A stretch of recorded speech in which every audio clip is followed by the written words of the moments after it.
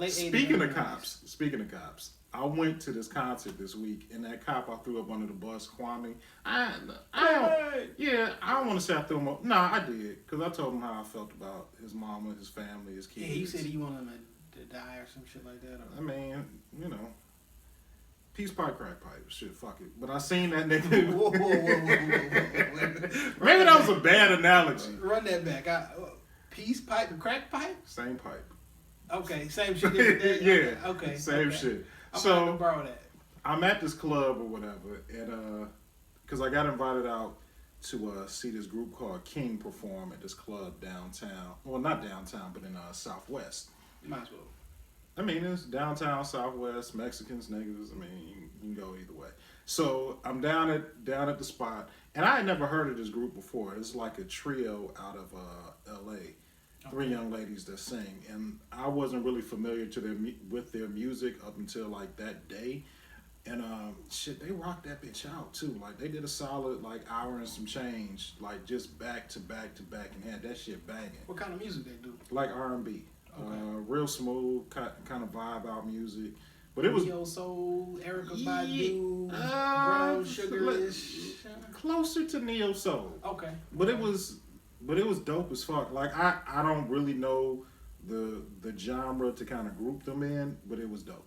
Was it packed in there? Hell yeah! Like the performance venue could probably hold like a couple hundred, and it's kind of sweet because it's got a bar right when you walk in, and behind the tarp is the performance venue, and then they got like a little patio area where you can kind of go out, have some drinks. You know, if you like to smoke, you can, light up your weed in peace. And then we came back in for the performance venue, and it probably fit about say 400-500 people in there. So I got a question, and I think I know the answer. Okay. Yes, I do smoke weed. Speaking of weed, I asked this question. The majority of the people that was at the concert, were they black or white? Black. Word? Yeah. I did not know the answer to that question. Black people, man. Well, when you indie underground, black folks.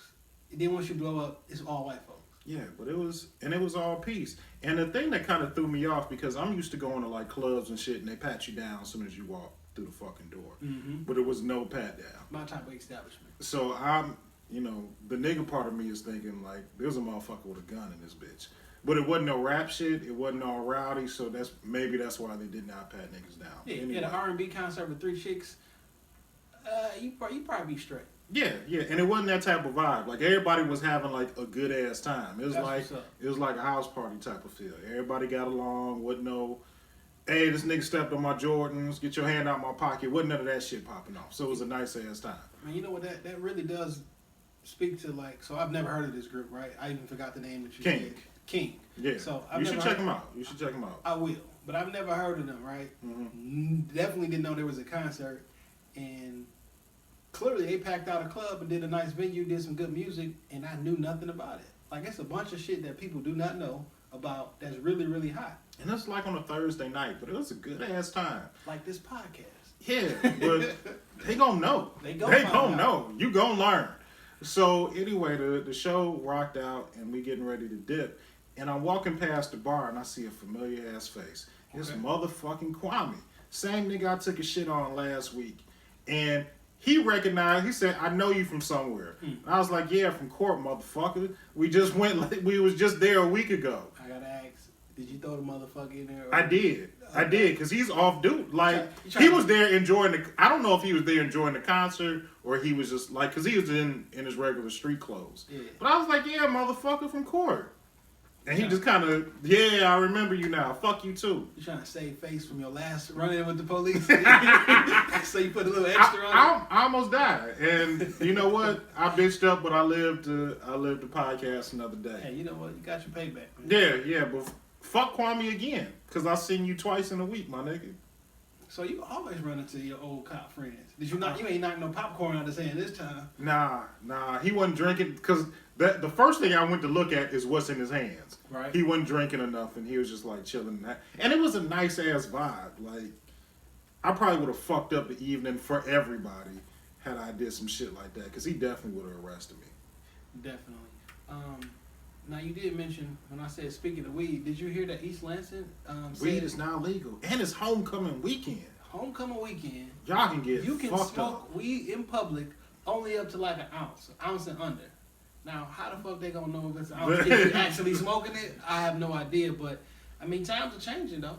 It's not changing fast enough. Like, they need to bring that shit right on down to Wayne County and the 313. I tell you, Just make weed legal as fuck, dog. Like, why can't it be legal? I tell you how much times is changing.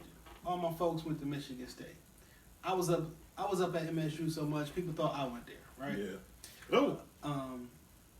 We used to go to the mall. We got kicked out of the mall. They came to us and said, "Y'all can't walk in a group with 5 people." What? Like if it's 5, you can't walk in a group with more than 4 people. We got kicked out the East Lansing Mall.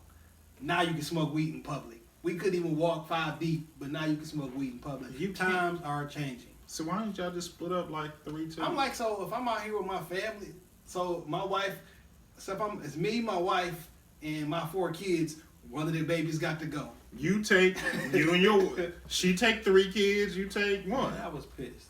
I was pissed that is why we got kicked out the mall, because we was doing some dumb shit before then that y'all should have kicked us out the mall for. Was y'all wearing Our Sam jackets and cargis when you got kicked out the mall? Man, Probably. hell yeah. That's why they kicked you out the mall. Hell yeah. Y'all look like some niggas from Detroit.